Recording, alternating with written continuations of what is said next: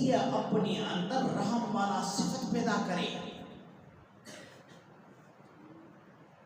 تو اللہ رب العزت نے اس انسان کو جو فضیلت دی ہے نا، اسی طرح اس انسان کا امتحان بھی بہت سخت ہے. اس کے اوپر امتحان آتے ہیں مختلف صورتوں میں، مختلف شکلوں میں. کبھی موت کی صورت میں امتحان آ سکتا ہے. جوان بیٹا چلا گیا، ایک باپ کا ایک ہی بیٹا ہے، وہ اس کو اپنے بڑھاپے کا سہارا سمجھتا ہے، لیکن جوانی کی عمر میں وہ چلا گیا. اللہ نے اس کا روح کھینچ لیا، بھائی قبض کر دیا. اب اس باپ کو آزمائش میں ڈال دیا کہ کہیں یہ باپ مجھ سے شکوے شکایت تو نہیں کرتا کہ یا اللہ تجھے میرے ہی بیٹا نظر آ رہا تھا اور کوئی نہیں ملا. آیا یہ بندہ اس وقت بھی صبر کرتا ہے اور یہ پڑھتا ہے انا للہ و انا الیہ راجعون. پھر جب اس غم کے اوپر یہ باپ صبر کرتا ہے تو رب کی رحمت پھر جوش میں آتی ہے. پھر اللہ رب العزت اس شخص کو بے نسل نہیں بناتا، اس کی نسلوں میں ایسے لوگوں کو پیدا فرماتا ہے جو پورے عالم کے لیے ہدایت کا سبب بنتے ہیں.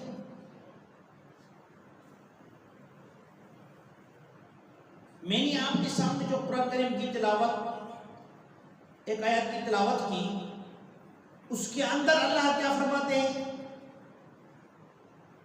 خلق الموت والحیات لیبلوکم ایکم احسن عملا. انسان یاد رکھ، میں رب تم کو آزماتا ہوں. کس سے؟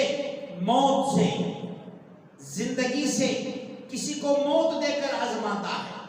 یہ جو پیچھے رہنے والے وہ کیا کرتے ہیں؟ کسی کو زندگی دے کر آزماتا ہے کہ میرا یہ بندہ اپنی اس زندگی میں کیا کرتا ہے.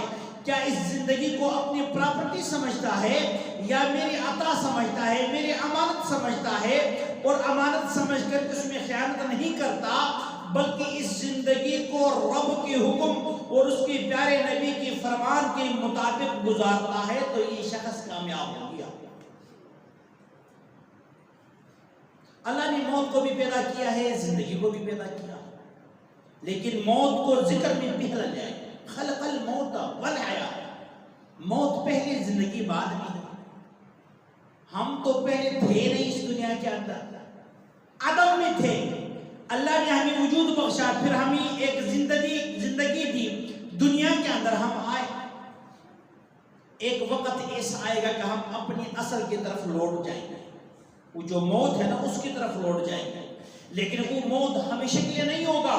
وہ موت بھی عارضی ہوگا. اس موت کے بعد ایک اور زندگی آنے والی ہے جس کی بعد کبھی فنا نہیں ہوگا، وہ آخرت کی زندگی. ریاض بھائی، دنیا کی زندگی، دنیا فانی، مختصر زندگی، دنیا کی عمر یہ بھی فانی، اس پر بھی فنا آ سکتا ہے. آخرت کی زندگی ہمیشہ کے لیے ہے. وہاں جو حیات ہوگا وہ بھی ہمیشہ کے لیے ہوگا. اللہ نہ کرے وہاں اگر کسی کو وہاں سزا ملی، شرط دی کہ وہ ایمان والا نہیں ہو، تو پھر اس کے لیے وہ سزا بھی ہمیشہ کے لیے ہوگا. اب اللہ نے ہمیں زندگی بھی دے دی، اس کی بعد ایک موت بھی آنے والا ہے. اب زندگی بھی آزمائش ہے، موت بھی آزمائش ہے. وہ کس طرح زندگی آزمائش ہے؟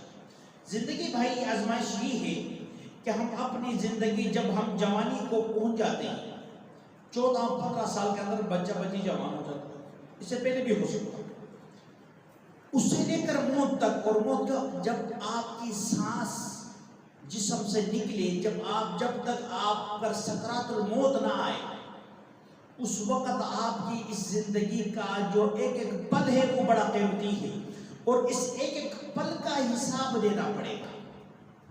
کس کو دینا پڑے گا؟ رب کو، جس نے یہ زندگی دی ہے. میرے بندے، تجھے میں نے تو زندگی دی تھی، تو اس زندگی کو کہاں گزار کے آ گیا؟ اس زندگی کو کہاں صرف کیا؟ اس زندگی کے اندر کہیں تو نے میرے ساتھ بغاوت تو نہیں کی؟ پھر میں نے اس زندگی کے اندر تمہارے اوپر کچھ احکام لازم کر دیے تھے. بھائی یہ روزہ ہے، یہ زکوٰۃ ہے، یہ حج ہے، یہ نماز ہے، ان کی پابندی کرنا ہے، ان کا اپنے اپنے اوقات میں ان کو ادا کرنا ہے. کہیں آپ نے ان چیزوں کو اپنی نفس کا تابع بنا کر کے اپنی منمانی تو نہیں کی؟ بھائی نماز تو دن میں 5 وقت فرض ہے، کوئی نہ مانیں گے۔ ہم نے کہا جناب ہم نے تھوڑا شارٹ کٹ راستے پہ چلنا ہے، 5 وقت کا نماز کون پڑھ سکتا ہے؟ چلو ہم جمعے میں شرکت کرتے ہیں۔ کیا کرتے ہیں بھائی؟ جمعے کی نماز پڑھ لیں گے، اللہ اللہ خیر سرا، دیکھا جائے گا کیا ہوگا۔ اور کچھ تھوڑے سے آگے جاؤ کر بھائی جمعہ کا ہمارا پاس بھی ٹائم نہیں ہے کہ جمعہ کو جائے، کپڑے تبدیل کرے، نماز پڑھے، بھائی اتنا ہمارے پاس ٹائم نہیں ہے، چلو وہ مہینے کے اندر 1 دفعہ پڑھ لیتے ہیں۔ اور کئی ماشاءاللہ ایسے ڈھیٹ ہوتے ہیں کہ بھائی ہم نے کوئی جمعہ کے اندر نماز نہیں پڑھنا، ہم عید کا انتظار کریں گے کہ جب عید آئے گا دونوں عیدوں نماز پڑھ لیں گے، کافی ہو جائے گا۔ اور میں نے اپنے گناہگار کاموں سے سنا، جب میں پڑھتا تھا زیاروں کے اندر تو عصر کے بعد ہم چائے پینے کے لیے وہ ساتھ جو شوال چوک کے وہاں جاتے تھے، کوئی جب کب چائے پیتے تھے پورے دن کو پڑھ کے دماغ میں درد ہو۔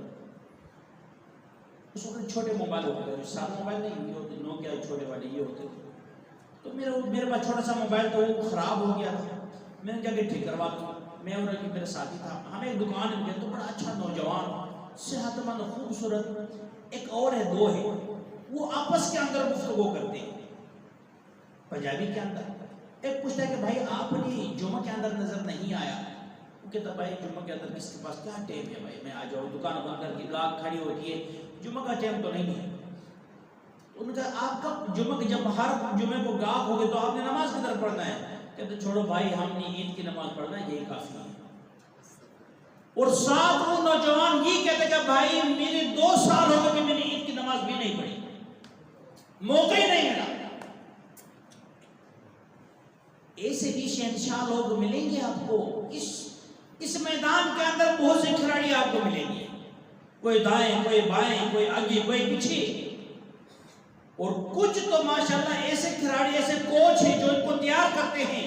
بھائی نمازوں کی کوئی ضرورت نہیں ہے، جب بھی عرس ہو تو آپ نے تھوڑا ڈھمال ڈال دینا ہے، کافی ہو جائے گا۔ ادھر نماز مسجدوں سے اللہ اکبر آواز آتا ہے، وہاں ماشاءاللہ وہ ڈھول ڈھمال کی وجہ سے اس ڈھول کا آواز اس مؤذن کے آواز سے ٹکراتا ہے تو پھر رب کا عرش غوثے کی وجہ سے ہل جاتا ہے۔ وہاں چھوٹی سی مسجد ہوتی ہے، جا کے دیکھو، اگر میں جھوٹ بولتا یہ جو میلے شیلے ہوتے ہیں وہاں جا کے دیکھ لو، وہاں تو ماشاءاللہ صبح پہ پتہ نہیں کیا کچھ ہو رہا ہے۔ وہ جو قریب مسجد ہے بیچاری، نماز کے وقت میں وہاں کوئی آپ کو 1 یا 2 بندہ بھی نہیں ملیں گے۔ خلق الموت والحیات لیبلوکم ایکم احسن عملا،